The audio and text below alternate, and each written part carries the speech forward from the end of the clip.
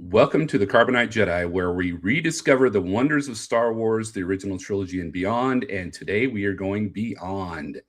I have a wonderful person that has agreed to do an interview with me, and his name is Lee Sheward.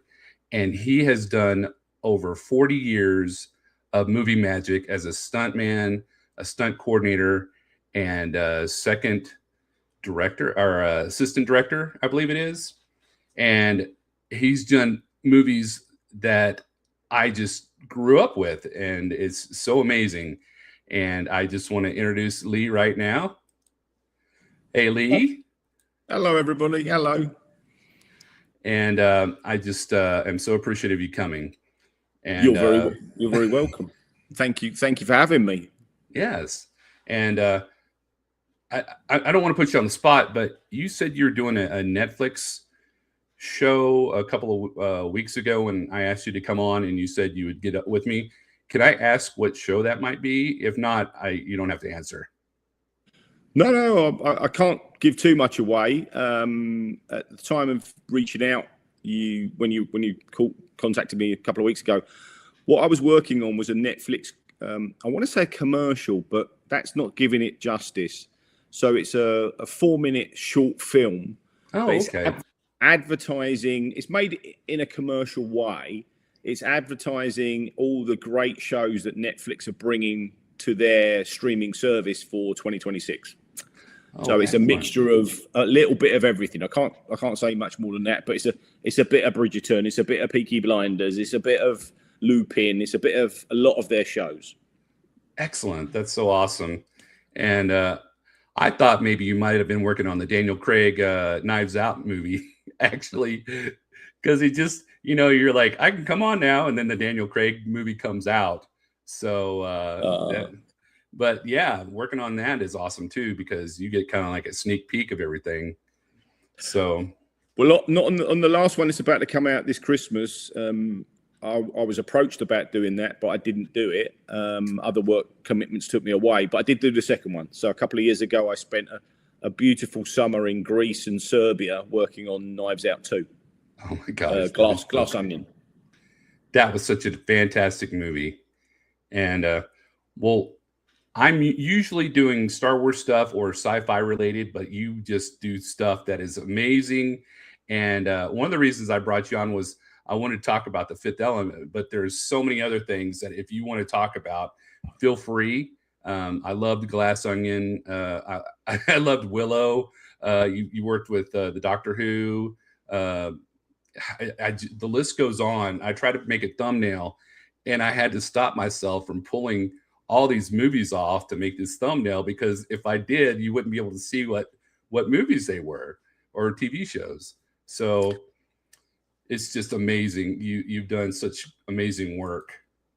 It's very kind of you. Yeah, I mean, it's been next year, 2026, is 40 years, 40th anniversary for me as a film and television stuntman. Before that, I did some work on feature films as a child actor. But yeah, as you mentioned, I've worked on many shows across a broad spectrum of TV and film. I know when you first reached out, you wanted to talk about Fifth Element, which we'll come to in a minute. But I didn't realise how much of a Star Wars fan and celebrity you really are, and how much you love those movies. Unfortunately, although I was approached many years ago to work on the Phantom Menace, that didn't happen. The stunt coordinator of those three first films, or I say the first, but the fourth to the sixth, was a guy I've worked with over the years, Nick Gillard, and he approached me to double Ewan McGregor, because you might not believe it, with the little bit of beard I've got, and certainly the hair transplant I'll probably need, but with a wig and a shave, I've doubled Ewan in his early career many times, and I was a good body shape and size for him. So I was approached about working on the Phantom Menace, but it didn't happen. So for the lightsaber work on that, but Andreas Petrades, who did end up doubling him, is a very capable, able an experienced stuntman who did a great job on those movies with all the lightsaber fights with Ray Park. So I probably couldn't have done as good a job as they ended up doing.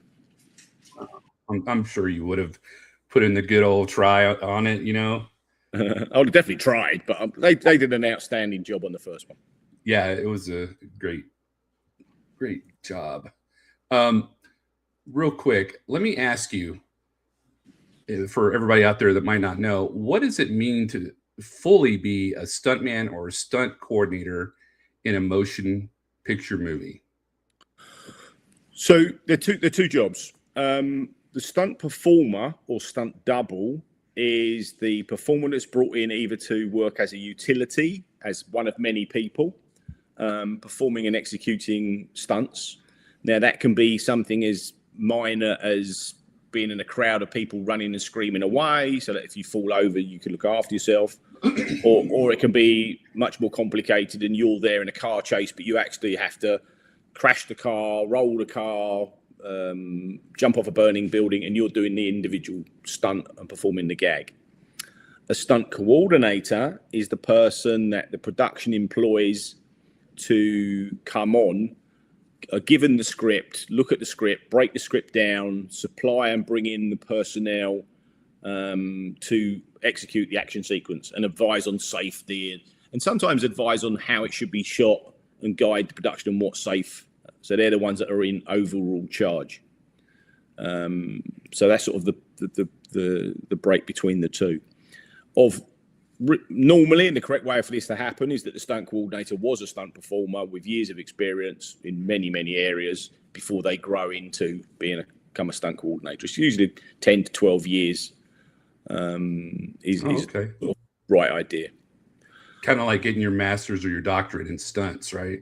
Yeah, it's the way it should work. I mean, 40 years ago, that's how it worked. It's slightly different now because there's many, many people that come in that are very capable in certain fields. So you get people that are fight arrangers and fight performers, so they just do that. Or you get people that come in that just do horses or just do cars, or they're aerial specialist in parachuting or something, and that's all they do. So if there's a car chase, they'll do the car chase, but nothing more. They just stick to cars. In the old days, and I consider myself an all-round stuntman, we did everything. So I came on, I could ride horses and pull horses over and fall off horses, but I could also drive a car, high falls, underwater work, firework, aerial work. In my career, I've covered all aspects of stunt work. Oh, wow. That is fantastic. Now they've unionized, huh? So everybody has their own separate stunts they do. Go ahead. Yeah, I mean, you're right. I mean, but in certain fields, it's got so specialized that the fight styles are so complicated now that a lot of the performers are ex-world champions or competed at an Olympic level. The benchmark for these fights is so high that you have specialists. So these specialists might come on and they can do tricks and they can do somersaults and they can do acrobatic fights, which is fantastic. But you wouldn't want to put them in a car. They can't ride a horse. You can't put them over a certain height because their heights isn't their thing. Underwater, they're not got no experience in that. It's slightly different. Okay. Well, I have a person that and he wanted to ask a question. Far away. And it's from Scott at Raptor Sports and Movies. He says, "Oh, bless him." What project have you worked on that you're amazed at the end result of? Oh God, that's a good question. He wants you to say Ted Lasso. Of course. Some of the shows you've got really no idea because you never see. As a performer, you work on shows and you think, "Oh my God, what's this going to look like?" And I think in the early days, I know it's well documented, and I've spoken to some of my friends. Let's use Star Wars as an example. Some of my friends worked in the 70s on Star Wars: A New Hope and Return of The Empire Strikes Back and Return of the Jedi. And when they worked on the first couple, they're thinking, "What the hell are we working on?" Because they didn't know how George Lucas was going to edit it and how the film was going to run. So they had no idea of the wobbly sets and stuff. And then obviously become the global monster production and massive global hit they became. And they're going, oh, okay, that's what it's going to become. And that does happen. So sometimes you work on something very, very small, film or TV, and you really don't have any idea, because you only do a little bit of it, how successful this thing is going to become. So that has happened. I mean, a number of years ago, I did The English Patient, Dublin Ray Fiennes, and we worked in the deserts of Tunisia. And it wasn't a big production. It wasn't a huge budget, but working, the crew did an amazing job. Everyone worked very hard. But you didn't really think this was going to be a multi-Oscar winning classic. Other times you can work on something, let's say Titanic, which I did in Mexico, with the hundreds of people, which I call the last true epic, because really that film, when you re-look at it now, so much of it now will be done on visual effects or AI or created in a computer, and it was all real. When we stood under the glass dome and they dropped 55,000 gallons of water on the performers underneath. They dropped 55,000 gallons of water. Oh my gosh. It was real. So the size and epic of that, we knew when we were making it, this is something special. So you don't really know. Sometimes you work on things and you go, God, this is terrible. This is really going to bomb. But, we'll make the best of it. And it's a huge success. And other times you think, oh my God, this is going to be amazing. And you watch it and go, oh God, that's terrible. So you don't really know where it's going to go. Okay. Yeah, I interviewed Roger Christian. I don't know if you know who Roger Christian is. He worked on Star Wars as a production design, and he's the one who came up with the lightsaber and Millennium Falcon. He was talking about exactly what you were talking about, that 3/4 of the crew were going to revolt against George Lucas because they didn't have any idea what he was doing, and they thought he was crazy. And then when it came out, they're all like, yeah, we knew this was going to be great. This is going to be a great movie. So yeah, that's funny. I have Russell, and Russell was wanting to know about the Bones TV series. Oh, okay. And how was it working on that? Cogs were in, let me remember. So that came out of the blue. That particular TV show was a big deal in the US. It did stream in the UK, but we were about, I want to say 3 or 4 years behind. My wife was a big fan of it. I'm trying to remember the name. David, the actor, was in Buffy as well, and those sort of shows. Yeah. Anyway, he was very popular, but we were a few years behind. So the big support and big fan base of that hadn't really kicked in here. So when I was contacted about working on it, I just thought, okay, it's an American TV show coming under. I didn't realise a bigger deal it was. But when we started shooting, we'd end up with a lot of young ladies hanging around the set, trying to sort of catch glimpses of the actors. And then it started to dawn on everyone how big a deal this show was. So we didn't have that many big set sequences to do. But one thing we did do is a part of London, the Baltic Exchange, is where the Bank of England is. It's in the business section of London. And there's a junction outside the Bank of England that's got, I think it's 6, might even be 7 main roads onto a big junction. And they wanted had to be David. Yeah, thank you, David Boranes. Thank you, Russell. So they wanted David in a little English mini car to pull in and park and stop on this junction. But the police wouldn't give them permission to block up this major part of London. So what I had to do was come up with an idea. And that idea was to put a number of stunt cars on the junction. And I timed my stunt drivers and friends to pull into marks accurately, all wait for the lights to change, so that as David drove into the junction, all these stunt cars would come and box him in and bib the horn. So as he got out and was looking around, there was no chance of him being hit or run over by another car. And then he gets back in his car and the guys move away and then everyone resets. But we didn't really have a road closure for it, which is quite risky in central London, as you can imagine. It's quite a busy place. I've seen that before, where you have the big circle, and I don't know what's called. And it seems like there's hundreds of cars going around this big circle, and people are waiting to get in and get out, and it just looks so crazy. I would never ever want to drive that. So, yeah, welcome to London. So Val is saying something, and I had a question about this. She's saying stunt people are what make the movie TV show magic. Think how boring a movie TV show would be with no car crashes, people jumping off of buildings and such. Oh, it's very kind of you.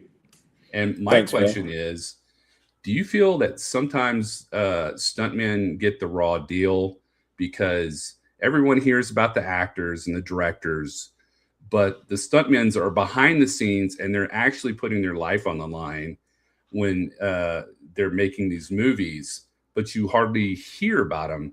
I looked at yours on The Fifth Element, your name, and you're all the way at the bottom, and it said stuntman and it had your name and it didn't have anything beside it. And I'm just like, the unsung heroes of the movie are the stuntmen and all the people who, put stuff together, and the actors just have to show up and know lines and do things. And I think it's amazing what y'all do. So I don't know if you ever felt that way before or not. Well, it's very kind of you. I mean, I think across the world, stunt performers, wherever you might be, or anyone that's watching this as a stunt performer fully understands, we don't get into the movie industry for celebrity. I don't want to. I'm more than happy. Occasionally, I've been contacted, like today, by the James Bond fan club or the Indiana Jones fan club. And listen, it's flattering to be spotted and recognised for something that you may have done 30 years ago.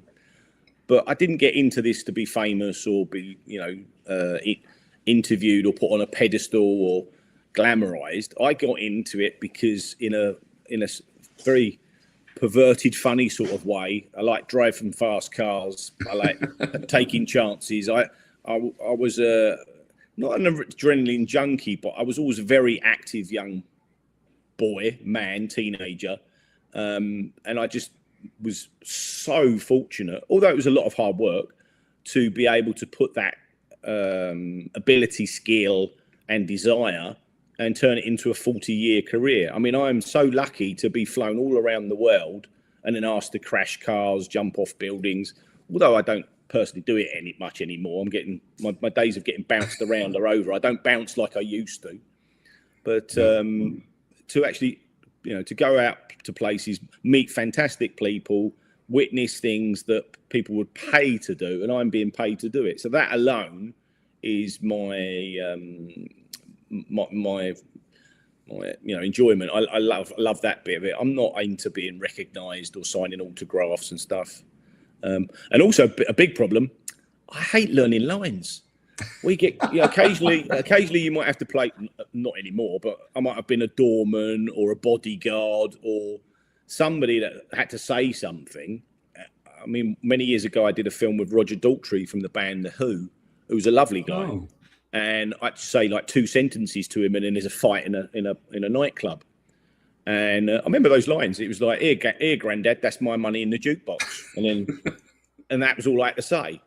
But that's 30 years ago, and I still remember that line because I was terrified of mumbling this line or fluffing it or putting on a bad accent. And I thought, I can't do this. It's just not what I want to do.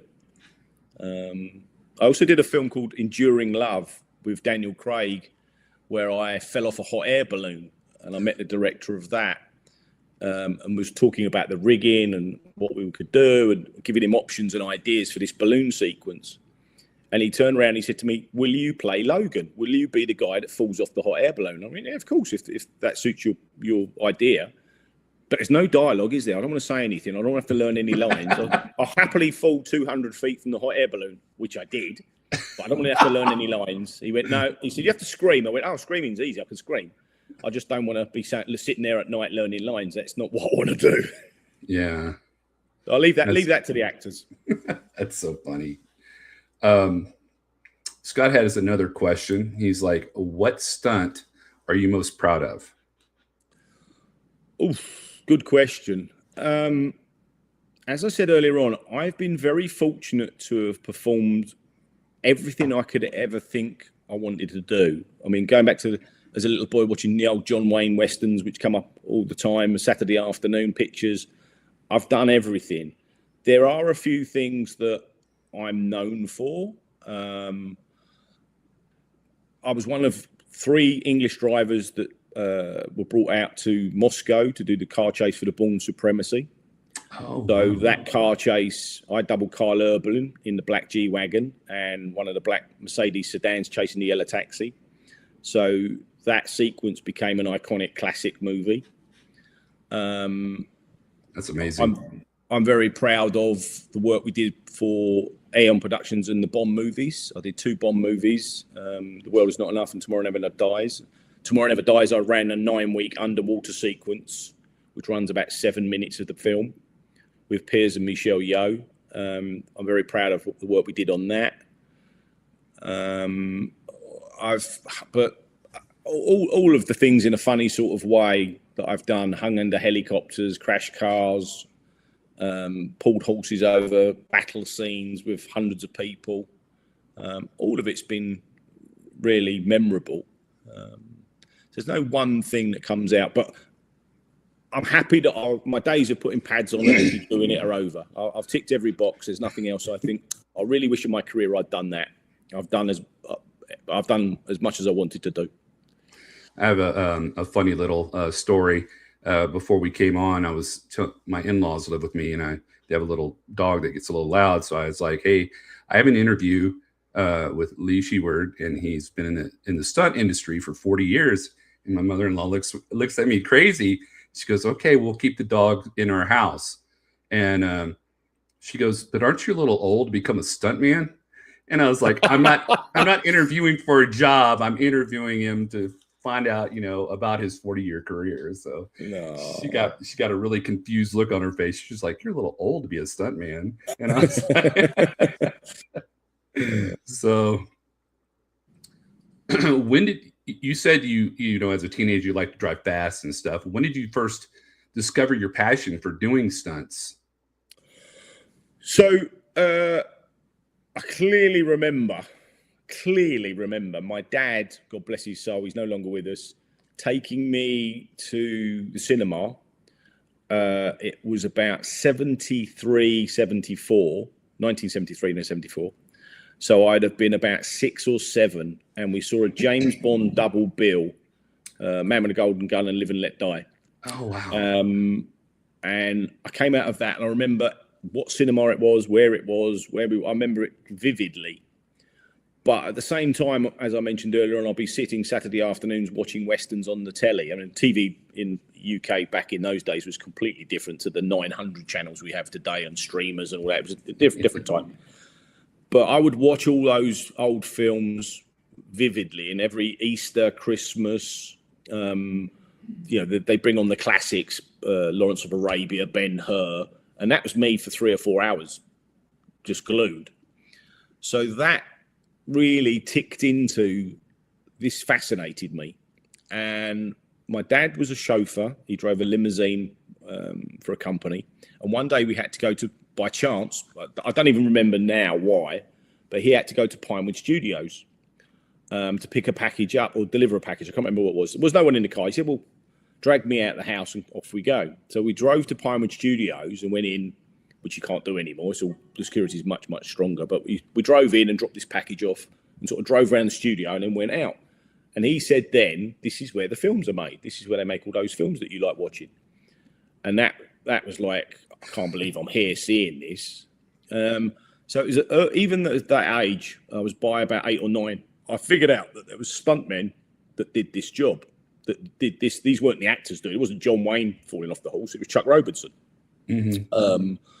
Or it wasn't, in those days, Roger Moore doubling on these films. It was Vic Armstrong or Les Crawford or any of the other people that doubled for Roger Moore. So it was really at that point I thought, this is what I wanted to do. And obviously I was only little, but my parents didn't pat me on the head and go, "Yeah, of course that's what you want to do. Off you go to school and you become a bus driver." My mum actually looked into it and found out in the UK that there was training and an apprenticeship and qualifications required. So even by that point at school, 10, 11, 12, 13, I started to train to get these skills under my belt, ready for when I'd finally be 18 and I could join this group of happy fellows and the English stunt register as it was in those days. It's all Good for your changed now. mom. Good for your mom. Yeah, and your bless dad. her. She's still alive. She didn't realise though. If you ever not that you probably ever will, but if you ever speak to her, she went, I had no idea that they'd actually do it. I thought, well, we'll just keep him happy and keep him busy. And then when she actually saw the outcome and what I was doing at work, she was horrified. She went, oh my God. So she's probably happier even than my wife that I've actually stopped performing now. She goes, oh, thank God he's finished doing that. That's funny. Yeah. So that's really how I started. That's really cool.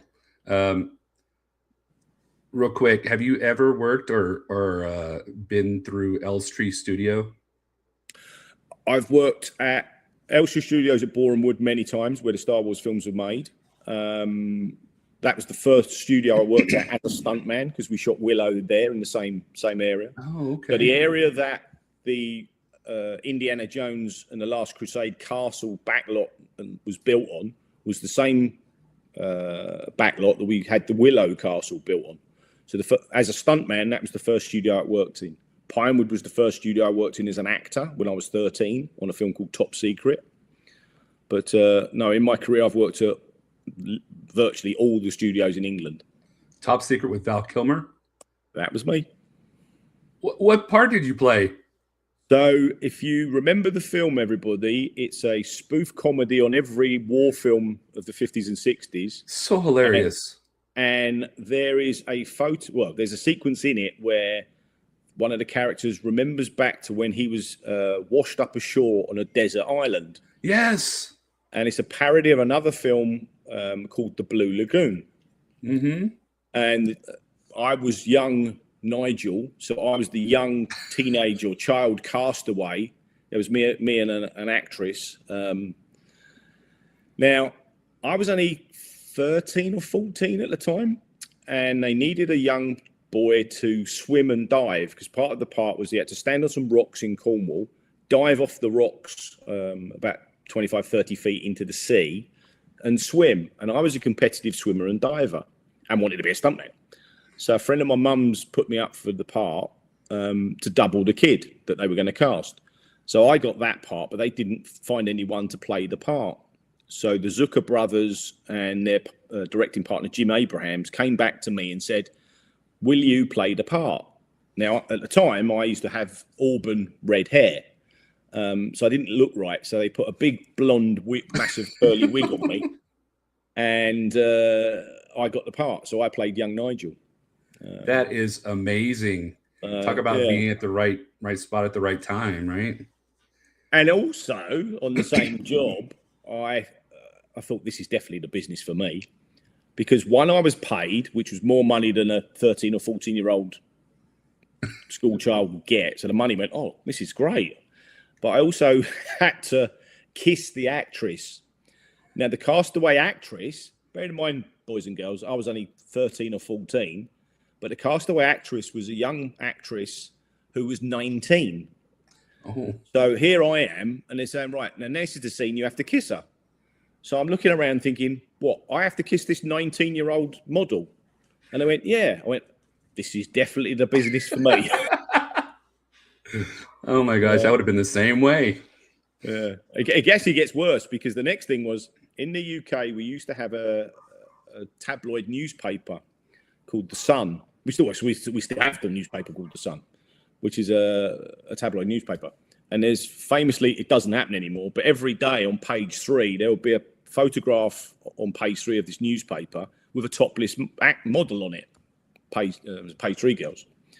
So they also said to me, right, so we've got you and Mandy, this 19-year-old model, kissing, but for the joke of it, and it's all in the film, what we see is you two kissing, and we're going to pan down your body with a camera, and we want to see another hand, another leg, another hand, another leg. And there's all these people intertwined. But what they got was 6 of these page 3 ladies who were topless, and they laid 3 that way, then me and Mandy, and then put 3 people on top of us. So we're sandwiched. I'm a 14-year-old boy sandwiched between 6 topless models. Oh my goodness. Which today you wouldn't do. There will be so much HR and intimacy coordinators. It wouldn't. 50 years later, it's never going to happen. But in those days, this is. And again, I went. This is the job I want to be involved with. Wow. Yeah. Funny. But you still wouldn't have stunts, though, right? Yeah. Maybe I should have stuck to the acting. Maybe there was a sideline there, but yeah, no. That's a great story. Oh my gosh, I never knew that, and it's fantastic because Top Secret's one of my other favorite comedy movies. I mean, that's just awesome. Yeah. Well, okay. There's some legends there. Omar Sharif. My mum was on set with Omar Sharif, who in the 80s was this massive heartthrob. Yeah. And then you had Peter Cushing, obviously, who's a huge Hammer horror classic actor from the Frankenstein and Dracula days, which I, love to bits. But I met him. I met Omar Sharif. There was all these fantastic actors involved with that picture. So yeah, it's got a big part of my heart. I do love it as well. That's awesome. I have Val from Val's Views, and she says, was there ever a time when you wouldn't do a stunt that it was too dangerous? Hello, Val. Thank you for the question, which is a very good question. This isn't me being clever or building up my own part. I've undertaken and executed everything that I was ever asked to do, unless I wasn't qualified to do it. Now, by that, I mean that I fell off buildings 120 feet high. I've done full fire jobs where I'm completely engulfed in flames. I've rolled cars at over 70 miles an hour with cannons, pipes. I've done everything I could really want to do. I fell downstairs. I've been run over by buses. I'm not a qualified parachutist or skydiver. That was never sort of one of the things I've ever done. I've done a skydiving stunt where we on the English Patient, but it was all in a controlled manner, but I'm not qualified. So it's not that I haven't undertaken things or I wouldn't do them because I wasn't qualified to do them. But there are a few. I'm not the greatest motorcyclist. So there are much better guys than me. So let them do that. My strength's laid elsewhere. So I've never turned down anything other than things that I'm not qualified to do. I went, look, I'm just not good enough for that. That's not my thing. Too dangerous. I've had a few near misses that, if it had gone the other way, would have been a very bad day. And so danger, maybe I didn't take into account how dangerous those things were. So I've had lucky moments, but I didn't turn the job down thinking, oh, I can't do that. It's too dangerous. But that isn't me being big or brave or bold. It's me just taking every job as it came and adapting it. You bring the danger level down and make it as safe as possible. But obviously there is still a chance you could get hurt. Yes. Yeah. I was just thinking, as a stuntman, you put your life on the line and you just only have to worry about yourself. But as a stunt coordinator, sometimes you also have to worry about the actors because you put the actors in positions where they're doing a stunt also. I remember watching your interview with Scott, and you were talking about Sherlock when you had him jump off the building, and that would be kind of scary for me, having to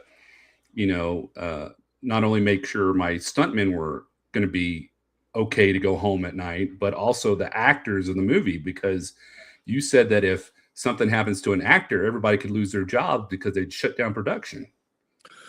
Yeah, and that can be a little minor thing. I think recently, if you've been following the press, there was an accident on Spider-Man. I don't know the ins and outs of the whole thing, but Tom Holland banged his head, and they had to they didn't close production, but they had to reschedule it massively, and it cost them like $10 million. So yeah, the actors have to be really looked after. On one of the Bond films, not while I was involved with it, but Pierce Brosnan got 7 stitches in his lip with a fight with a stuntman went wrong, and they were wearing a motorcycle helmet or security guard helmet with a front visor, and the visor should have been down, and the stuntman left it up. And as he turned, the visor hit Piers in the lip, and cut him, that just whiz him off to surgery and stitch up his lip with tiny little sutures.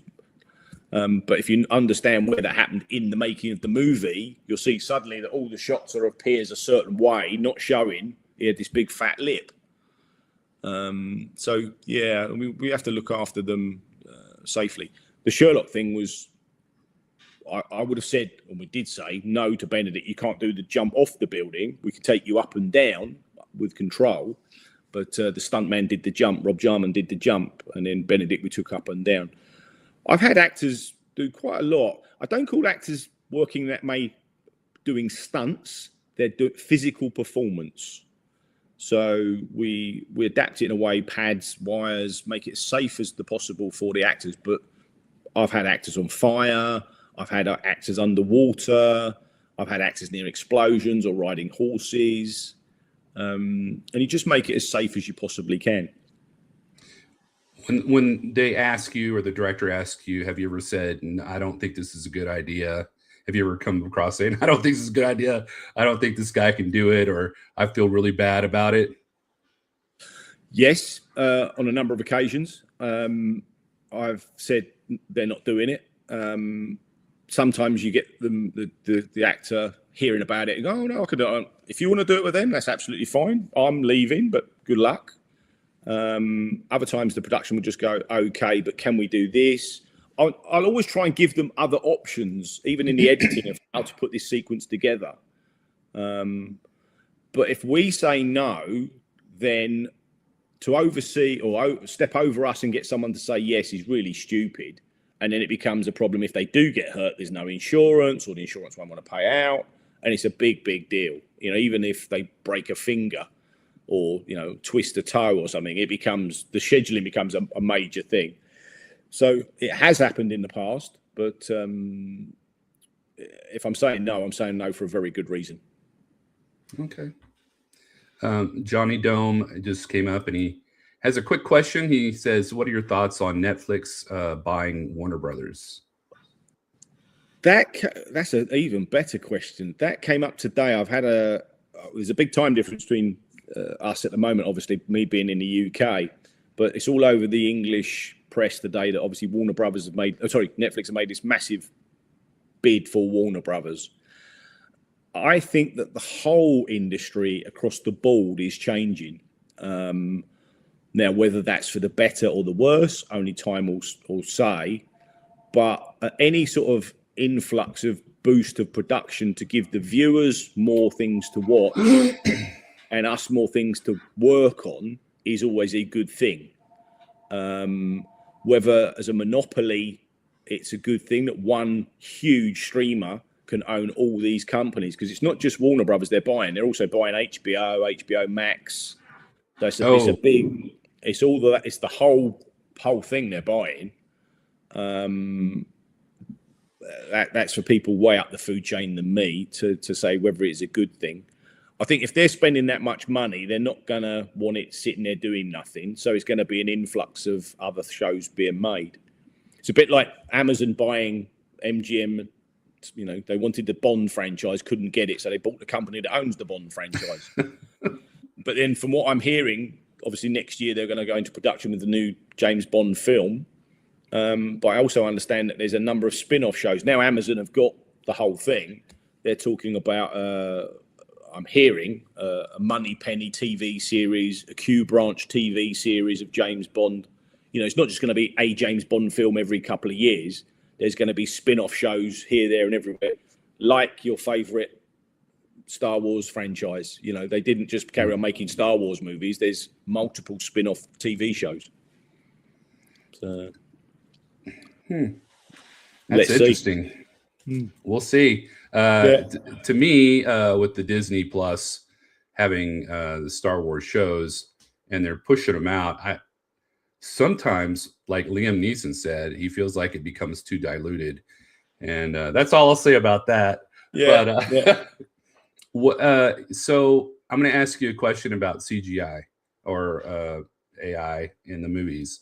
And I know there's like a big contention because some people are like, you know, we don't want it, and other people do. And Disney's going through a lawsuit right now because they actually used Peter Cushing's image in Rogue One, and they're got so much litigation right now on that. What are your thoughts? I would think that as a stuntman, you feel like maybe it was taking jobs away, but I don't know. It's worrying. I don't think that it's going to completely eradicate what I've done or we do, but it's certainly 100% going to change it. A couple of months ago, I was working with a young stunt performer who's telling me about his exploits on the last of the Indiana Jones films, which came out this year or last year. And he'd been one of the German soldiers fighting a de-aged Harrison Ford on the top of a moving train. And he was really unimpressed in the way that they made it, and also unimpressed with the finished product. It was all CG. So the train was one carriage. They were all climbing over it. The whole world is visual effects. It wasn't really on the mountain pass where you think it is. They were 1 foot from the ground with a crash mat on the floor. You know, he said it was really, it took a long time. The lighting took time. It was, wasn't what he thought it was going to be. And then I started talking to him about a film I made over 20 years ago called Sahara in Morocco, where we had 100 miles of railway track, a 50 carriage train, and we shot with helicopters and dune buggies and tracking cars and motorcycles. And we raced camels, which we trained. We jumped from the camels onto the moving train on a prepared set of track that we'd take all the stones out of and made it flat and worked on it, and climbed up and then ran along the top of the train, circa the old classic westerns, jumping carriage to carriage at 50 miles an hour. And we did it all for real. Ooh. Now, the cost of that against the cost of doing it in a CG AI world was that and that. Yes, it's expensive, but it's not as expensive as doing it for real. But the audience knows, really sits there watching, as much as they're enjoying it, that it's fake. You can see it's fake. Yeah. Wonder Woman's another example. The horses in Wonder Woman, other than a few on the beaches, this is Wonder Woman 1, the first one, Patty Jenkins, Gal Gadot version, but on the first one, a few of the horses are real. But on the wider shots, none of the horses are real. It's all CG or AI. And it shows, really. Yeah. So unless you're in your beloved Star Wars world, where they're not in TIE fighters in a galaxy far, far away, they're in a little green box and it's all fake, which is absolutely fine. That's not real. You get out, but when you get out of that area into what you think is reality and it's not, I think the audience are cottoning onto it. So I think it's got a place, but I don't think it's the be all and end all.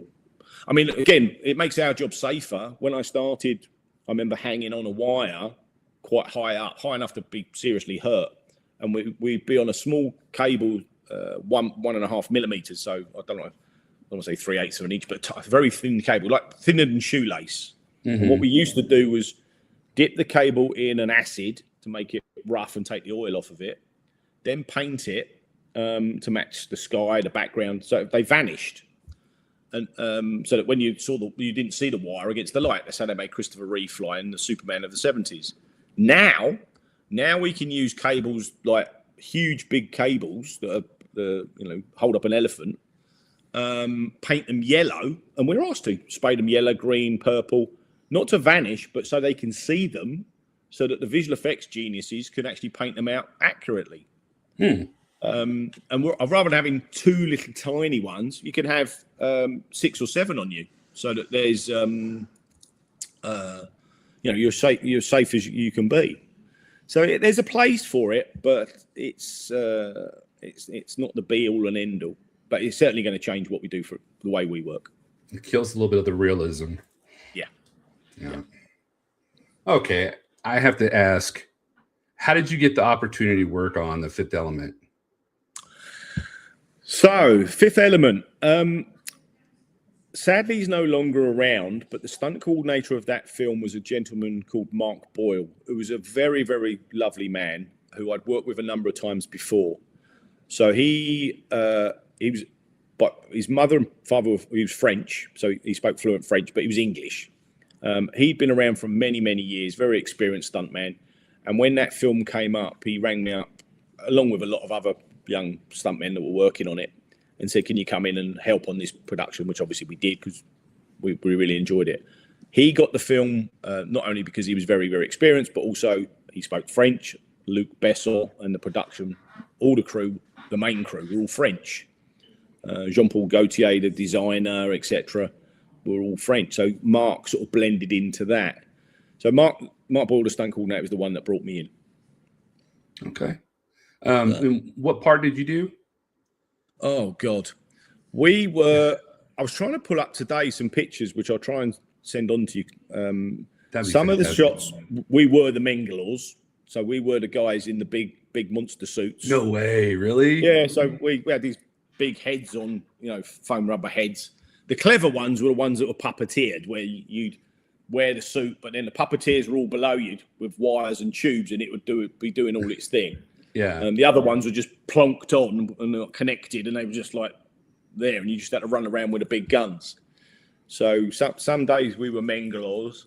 Other times I did spot myself as like guards on the ship, where we had to wear these great big boots and a big helmet, but had these little tight fitting jackets and tiny little shorts. Because again, Jean-Paul Gaultier, the designer, designed the costumes, which was really unhelpful because a bit like what I'm wearing now, they're in like T-shirts with epaulets on, but you couldn't get any pads on your elbow or your knees because you were wearing these shorts. So it was like you got no elbow pad, no PE pads, and you're trying to be blown up or burnt. It was like, oh God. So yeah, we did get a few bumps and bruises and scuffs on it. Yeah, they had a lot of explosions in that movie. We had a lot of explosions. Doors going and ricochets and stuff. So. Yeah, it was fantastic. Were you on the at the very beginning of the ship when they try to blow that evil moon that comes out, or were you at the end or middle when they go to Floston in Paradise? I was more midway through. So when the Mangalores storm the ship at the end, and they come in and they take over the ship and start shooting up, that's really where my involvement started. So, okay. I was only on it for a couple of weeks. I can't remember how long the whole shoot was. A good friend of mine, Jamie Edgell, was on for most of it as Mark's assistant and one of the leading doubles. And an American stunt guy came over to double for Bruce Willis called Terry Jackson. So Terry Jackson was the Bruce Willis double, which was probably Bruce in his heyday. I worked with him again a number of years later when I was directing him on a film called The Cold Light of Day, which we shot in Madrid. So, but that in those days, it was probably the pinnacle of his stardom. Shortly after the Die Hards had been such mega hits, but it's a Christmas movie. Yeah, well, Die Hard. Yeah, that's another argument. Is it or isn't it? I think it is. But Fifth Element is definitely one of those that the fan people love it, but other people don't really. It doesn't really appear on their radar. It isn't one. I don't know about in the US, but here in the UK, it doesn't turn up on TV very often. I've got it on a disc. I probably watch it once every couple of years as a memory, but it doesn't pop up much here on television.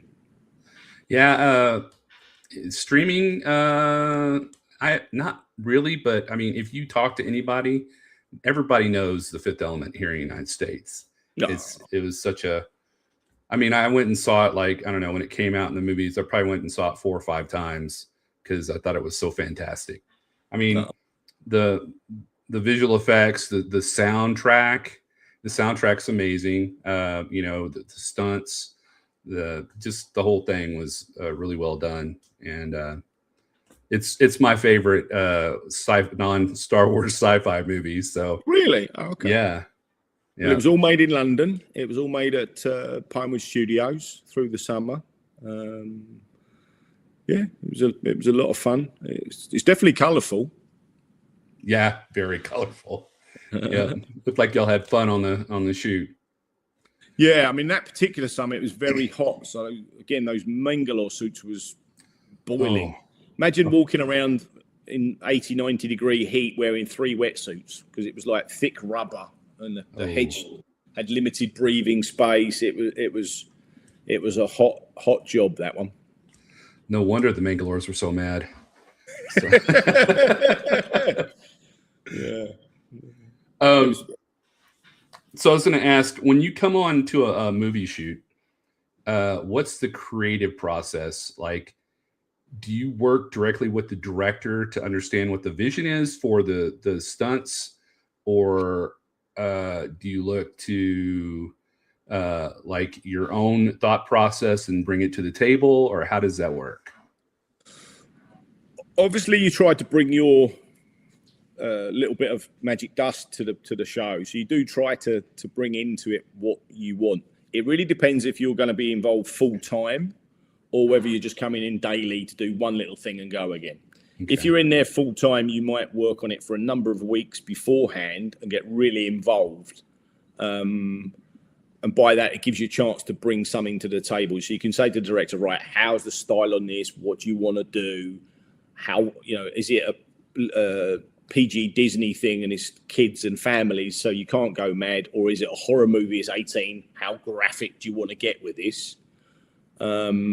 And then you've got some creative input, so you can bring to the table and you can say, right, do you want to do this? We can do this, which does happen. I did one at the last of the Hannibal Lecter films, and the director of that, Peter Weber, had scripted some of the murders. And then in the conversation in pre-production with him, I gave him some ideas, and he basically said to me, go away and beef up the murders, come up with some other ideas, which I did. And some of me went, no, and some of me went, I love it, let's do that. So then you get some sort of creative input. Where if it's a one-day TV job, which is absolutely fine, and we do a lot of them, then you might not have the same relationship with the director. You come in, do your job, and you're out again. So you have less chance to be, involved in the creative process. You do what they want, but you don't have a lot of time to gel it. But we usually handed a script days, weeks before, either the whole script or just the scene of what we're doing or required to do. You look at it, you give an assessment of what you think they need. I'm going to need stunt doubles or just background performers, or how long it's going to take to shoot. Then you have a recce. You go and look at the location or have a meeting at the studios for what's needed. And then you might need a rehearsal, you might not. It really depends. Okay. So. All right, I have one more question before we wrap it up, because I know you probably got to get going, but I really appreciate this. You're very welcome. What advice would you give someone who wants to start a career in stunt doubling or stunt coordinating? I guess stunt coordinating, like you said, you got to have 10 to 15 years before you can do that. So if you want a career in stunt work anywhere, US, here in the UK, or anywhere around the world, the advice I'd give anyone is have as many skills under your belt as you can possibly take, because we're not all gymnasts. Not that you have to be a gymnast, but if you come from a gymnastic background and that's your thing, great. But be a gymnast that can drive a car, ride a motorbike, ride a horse, scuba dive, ski, fence. Or if you're in any of those skills, learn gymnastics. Have a good background in as many things as possible, because most of us are jack of all trades, masters of none. And you certainly adapt skills based on your experience, where if you're just doing all of one thing, you're letterboxing yourself into an area where, yes, there might be work for you, but you're losing opportunities in other areas. So be as broad a trained person as you possibly can. Will be my main thought. And then try and hook up or learn from people that have got experience. Don't get too close to the stunt schools where they're not going to teach you anything, but try and get or meet coordinators that are working with a good pedigree and good experience, because there's a lot of people out there that will take advantage of young people's enthusiasm. That's some great advice right there. Be smart about it, and be safe. Yeah, be safe. Yeah, always be safe. Well, this has been so fun and fantastic. Scott says, you rock, Lee. Happy Christmas. Thank you, Scott, and you. And all the Carbonite Jedi viewers, please have a happy Christmas and best wishes for 2026. Anything else that you want to say before we leave, or are you good? Or thank you for having me. Really, I've really enjoyed the last hour. It's been fascinating to reach out to my friends in the US, and I've enjoyed it. It's nice to get feedback from people that appreciate the movies. Oh yeah, and we appreciate it, and it's been really eye-opening and a fantastic interview right now. So I'm looking forward to rewatching it. But that will, let me see. For everyone out there, I will be talking to you soon, and Lee, I will see you backstage. And remember, the Force will be with you always.